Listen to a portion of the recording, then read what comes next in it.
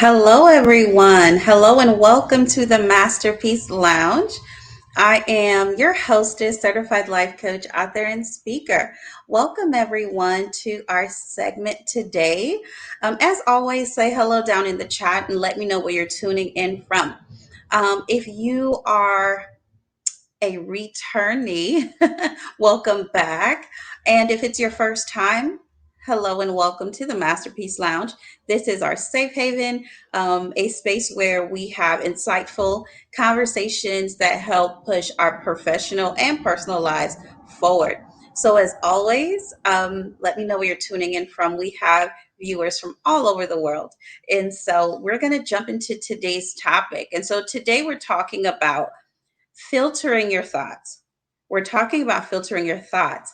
And we have been talking about different aspects of mental health and the importance of it. And I thought that today was a great um, opportunity to continue that conversation. We can never have enough of this conversation to make sure that we are mentally strong, that we're aware, and that we are practicing care for ourselves as our mental health is concerned. And so, welcome everyone who is tuning in and watching us today. And we're going to talk about a few ways on how to filter our thoughts and to really take some steps to really help us in that space. For some of us, this might just be a refresher, and for others, you may really be in need of this information. And so, I would like to definitely have it with you and offer a space for us to have this conversation. And so, one of the ways that we can really begin to filter our thoughts is awareness and mindfulness. And you will hear some of the tips and steps that I shared today that we've discussed some of them before in past segments. And so this may be a refresher for some of you, but nonetheless, it's an extremely important conversation. And so we know that there's so many thoughts that enter and run through our mind on a daily basis. A lot of times, our action and inaction, if we're honest, it is affected by our thoughts, how we feel about ourselves, our perception about who we are, our point of reference in terms of our past, some of the decisions we've made, right? Maybe some fear involved. And so we want to make sure that we are always doing a check, right? What am I thinking? What am I thinking about this situation, this scenario, the what ifs that could take place in the future? What am I thinking about myself, my ability, right? My limitations. And we have to filter through those thoughts because if we're honest, not all of those thoughts are true, right? And so we want to make sure we're filtering through where's this coming from?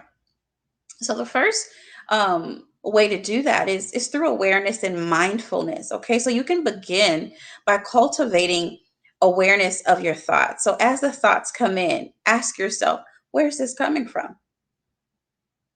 Awareness of your thoughts and your emotions. Where's this emotion coming from? Why am I feeling the way that I'm feeling? So that's helping you with becoming more self aware. Notice when negativity arises, acknowledge it. Don't judge yourself. It's not about judging yourself, but it's about acknowledging what's taking place. To overcome anything, we have to first acknowledge it, right? And so acknowledge what you're feeling, what you're thinking, and then you can implement mindfulness practices. And what are some mindfulness practices? Meditation, prayer, right? Why are these important? They can help you develop a greater sense of presence and a greater sense of control over your thoughts. So as you get thoughts that are not positive, that are not help pushing you forward, you can now start to reject those thoughts. You can start to say, this is not true. Though something may be a fact, that doesn't make it true. I'll say that again for the people in the back. Something may be a fact today. That doesn't make it true. Okay, we'll get into that a little bit later, but I just want you to let that marinate. All right. Number two is to challenge your negative thoughts. You can challenge negative thinking. When negative thoughts arise, question their validity. Okay, question whether or not they're valid. Ask yourself if there is evidence to support these thoughts. Where did this thought come from? I'm not going to be able to tackle this task. Why? Who said? Have you failed before? And if you did, what makes you think that that's the only outcome, right? So challenge those thoughts. Is this valid at all? Where's the evidence to support this? Is this an assumption? Or is this just fear talking, right? And so have these conversations with yourself. Often negative thoughts are exaggerated. Often negative thoughts are unfounded, right? Replace them with more balanced and positive perspectives.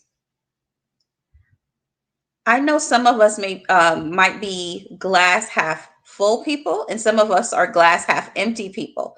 Personally, I happen to be a glass half full person, right? So I always see a brighter side to something, but I know everyone isn't that way, and so I want to encourage you and invite you to see if you can start to implement the brighter side of things, right? Sometimes we may say, oh, I'm a realist.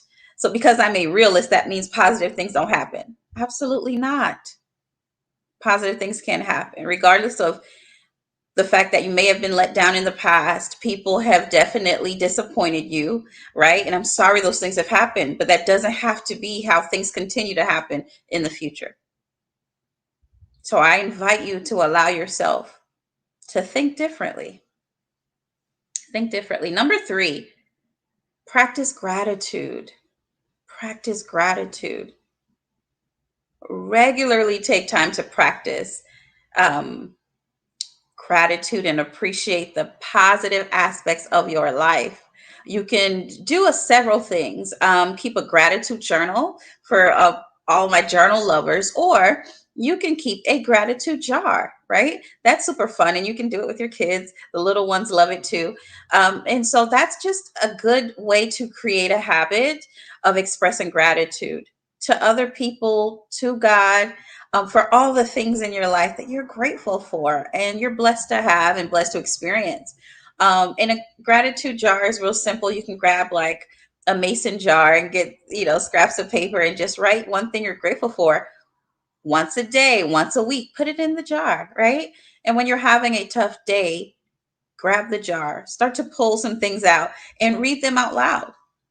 It really helps to put things in perspective, right? And so it shifts your attention away from negative things as it helps you foster a positive mindset. Number four is to surround yourself with positivity. Now, let's be honest, you're not always going to have negative free days, negative free weeks, negative free lives, right? There's going to be negativity that happens. I understand that we're not living in a fairy tale. However, you cannot be surrounded by negativity all of the time and expect to have a positive outlook. It is not that's not how this works. And so you want to cultivate an environment where you can filter your thoughts in a very very positive way. And so for instance, I love having positive people around me. They may be honest with me, but there's a brighter side, right? This is happening, this is real, but there's still hope, right? Also, what are the things that you're taking in? What are some things that you're feeding your mind, your heart, your spirit, your soul? Are you reading uplifting books, books that really help feed you, right? And feed your mind? Are you listening to inspiring podcasts to offer hope, right? Are there any motivational quotes that you read, that you post online? All these things can have a significant and positive impact on your thought patterns. And so you want to make sure that you are taking in things that are helping you filter your thoughts and be more positive.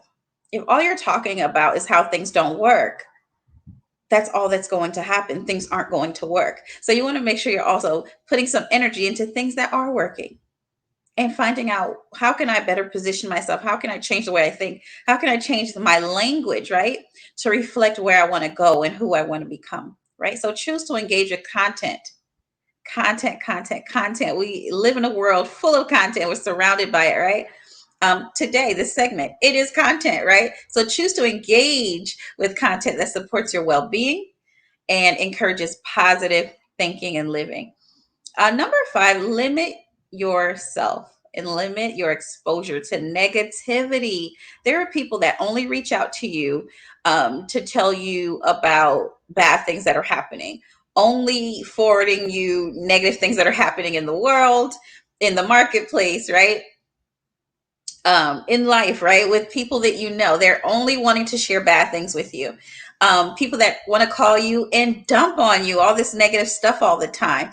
You don't need to expose yourself to that all of the time. Protect your mind. All right. So be mindful of the media you consume, as it can heavily influence your thoughts and your emotions, right?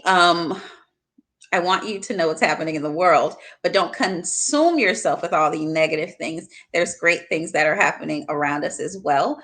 Limit exposure to negative news, social media. There's negative stuff that can be found there as well. Um, Anything online that promotes negativity, any toxic relationships, and all of those things that we consume. It may be entertainment, but it's also negative, right? And it doesn't help or encourage positive thinking, right? And so we want to make sure we limit that exposure. So seek out content that promotes positivity, personal growth, well-being, love. These are the things that you want to focus your attention on. And you have the ability and the power to control what you consume. So make better choices, right? All right. Number six, we've talked about this in past segments, is to engage in some kind of physical activity. You get to choose what this looks like for you, but regular exercise has been shown to improve mood and our overall well-being. So whether that is a dance class, whether that's maybe lifting some weights, that's getting your cardio, or all of the above, it's definitely good for you. It's always a positive. There's many benefits to it, but it also releases endorphins, and so those are natural mood boosting chemicals. And so we want to make sure that we're incorporating activities that you enjoy, that you like, or that you're interested in trying, right? Some of us, we just love to walk. Some of us love to dance. Some of us, we just enjoy playing sports. But you want to make sure that you're promoting positivity even in your body. Self care, number seven, is extremely important as well. It's important to make sure that we are a priority, that we're engaging in things to help us have more joy, relaxation, and rejuvenation. Yes, going to the spa, being pampered, all those are good. But even the things that we read, once again, us having boundaries with the people in our lives, that helps with our self care as well. And us changing some patterns that we know aren't the best for us. That's part of our self care, right? Standing up for ourselves, creating boundaries, being kinder to ourselves, offering ourselves grace. That is part of our self care. Um, Number nine is to practice positive self talk. How do you speak to you? What are you saying to yourself? Be mindful of your internal dialogue. So, this is conversation that other people may never hear, that you have with yourself, but you're having it. The moment you set out to do something, you start to say, you know what, I can't do that. I'm not intelligent enough. I don't have enough contacts. That person can do it better than me. I'm not able to do this. That's negative self talk. And so don't self sabotage yourself out of a potentially great outcome, because you have negative self talk, right? So that affects, how you think and the actions that you take and don't take. Don't take, right? So just remind yourself that setbacks and challenges, um, they are opportunities. They are opportunities for growth and for learning. So listen, we all don't get it right all the time, but that doesn't mean you have to quit. Keep going. Okay. And lastly, number 10 is to seek support. That's always something that's super important that I'll always encourage you to do. You do not have to take this journey by yourself. So whether that is a support group, amazing girlfriend circle, right? An awesome community. We all need it. We want to make sure that we get plugged in, a supportive network of friends, family, and therapy. We're always going to promote therapy, super important.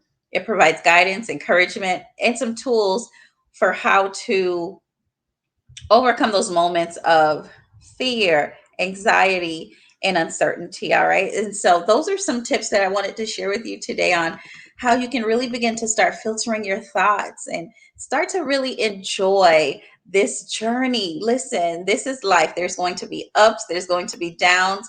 We're going to have wins. We're going to have lessons. So give yourself some grace, but just keep in mind that we can only go as far as we can see and think. And so you want to make sure that you are fostering an environment, creating an environment for yourself where you're able to dream big, imagine what your future can look like, and begin to take steps in that direction. So I am excited for you. Go and be great. And remember, you can do this. Okay. So thank you guys for hanging out with me today in the Masterpiece Lounge. I had an amazing time and I hope you did as well. Let's get connected on all social media platforms and let me know how you're doing on this journey. I will be back here, same time, same place next week. And I look forward to seeing you, and make sure you invite a friend, okay? I'm Chrisnatha DeRozier, certified life coach, author, speaker, and your hostess of the Masterpiece Lounge. And I will see you very, very soon. And until then, be well. Take care and God bless.